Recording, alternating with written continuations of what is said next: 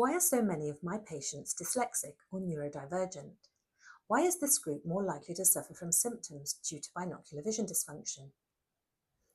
Hello, welcome back to my channel. I conducted an audit of all the patients I've treated with binocular vision issues over the past 5 to 6 years since COVID.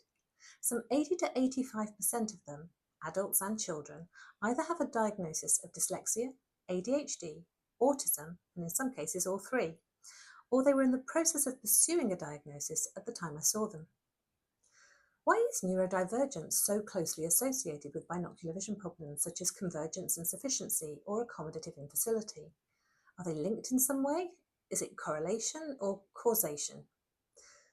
There are a number of different opinions about this, even within my own subspecialty of optometry. My own opinion is that it's correlation rather than causation, and that there are a number of contributory factors in this population that mean they're more likely to end up in my consulting room. I've been an optometrist for a long time, long before I developed a particular interest in binocular vision and behavioural optometry. I always noticed that there's a wide variation of normal results for many of the tests that I conduct during an eye examination. I also noticed that a score, for want of a better word, just slightly outside normal expected values might produce no symptoms for one person, but deeply unpleasant symptoms for another. Why? Often the answer is environmental. A gardener who spends most of their working days outdoors and very little time on a computer will have fewer near vision demands than a programmer who spends the majority of their working day indoors looking at a screen. The visual demands of someone whose hobby is crochet or painting tiny model figures will be very different to someone whose hobby is running or bird watching.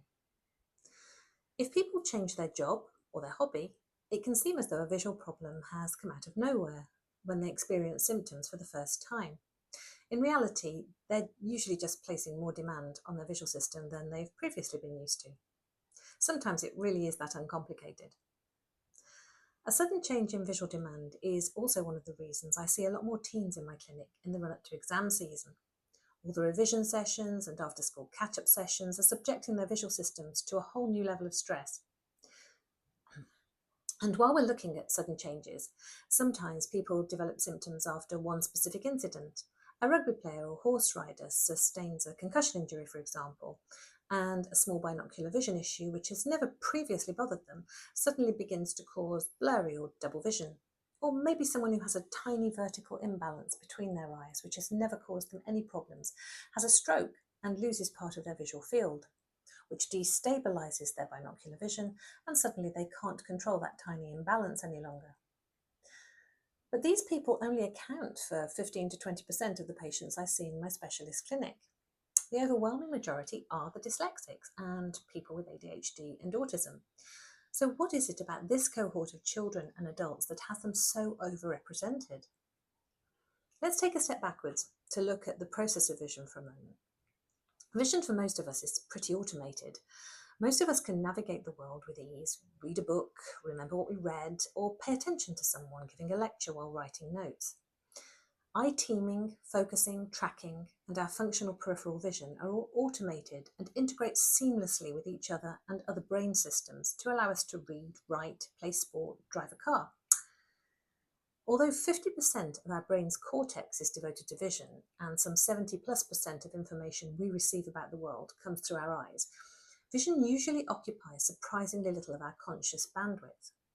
Small imbalances and deficits in our vision usually go unnoticed. Now, there's a saying in healthcare, a normal patient is one who hasn't been tested enough.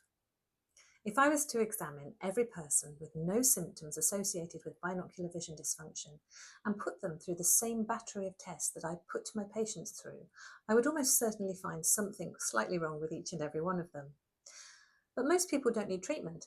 The human brain's adaptability and bias towards vision means that there's a lot of flexibility to compensate for small errors. Sure, any rewiring and rerouting does take up bandwidth, but usually this isn't a problem as our brains are capacious and most of us have a lot of bandwidth to spare. Now, let's consider dyslexics, autistics, and people with ADHD. A lot of their bandwidth is taken up from day one simply existing in a world not designed for them. Dyslexics have to work harder to decode language and organise information. That eats up their bandwidth. A child or adult with ADHD has to work harder to focus their attention linearly in the way a classroom teacher or their line manager expects. ADHD brains are brilliant at making lots of connections all at the same time. The downside of this is all those connections eat up bandwidth. Autistic kids and adults are usually on sensory and cognitive overload while they're in school or at work. They find it more difficult to filter out background noise, movements, smells, recognise social cues, obey social rules, and cope with being expected to transition suddenly from one task to another as their teacher or line manager decides. It's all eating up their bandwidth. We can think of bandwidth like a tank of petrol. These kids and adults are permanently running on depleted fuel tanks, just to keep pace with their peers. If on top of that they're also trying to compensate for a small binocular vision issue, like a mild accommodative infacility or a convergence insufficiency, their already depleted fuel tank drains even more quickly, and that's when they start to experience symptoms.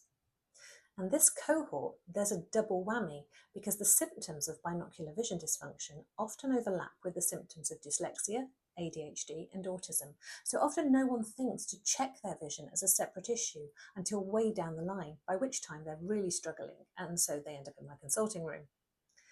And sometimes way down the line means they've actually grown up and left school before they or anyone else thinks to check their binocular vision.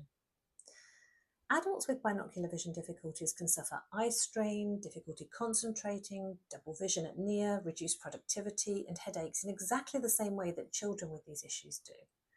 And in addition, the adults often also struggle with driving. In fact, most of the adults I see in practice self-refer to me not with desk work difficulties, but with driving difficulties. Usually difficulties judging distance, shifting their gaze from the road ahead to the dashboard or rearview mirror and back again, and even experiencing something akin to panic attacks while driving. Some of them haven't driven for years by the time they come to see me. They've often had CT scans, MRI scans, blood tests, hearing checks, and eye checks, where they've usually been told that because they can read the tiny letters at the bottom of the sight test chart, there's nothing wrong with them. Some of them end up on antidepressants. I mean, let's face it, experiencing symptoms over many years is debilitating, but being consistently told there's nothing wrong with you when you know there is feels like gaslighting and is double debilitating.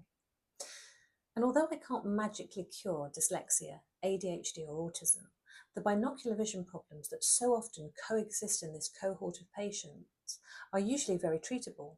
And the relief that reducing their symptoms brings to people is wonderful to witness. Hearing that an adult has had the confidence to get behind the wheel of a car again, apply for a promotion, or just be able to visit a supermarket without feeling sick and dizzy, and hearing from a parent that a child has moved up several reading levels and aced a spelling test for the first time ever, or from a team that they did much better than they ever expected in their GCSEs, and by the way, they can now catch a ball, is quite frankly why I do this. It's such a lovely feeling to be part of these patients' journeys and know that by resolving their binocular vision issues, it set them free from something that was holding them back. That seems like a good place to leave things for now. If anything in this video has resonated with you, please do feel free to get in touch in the comments here or over on Instagram.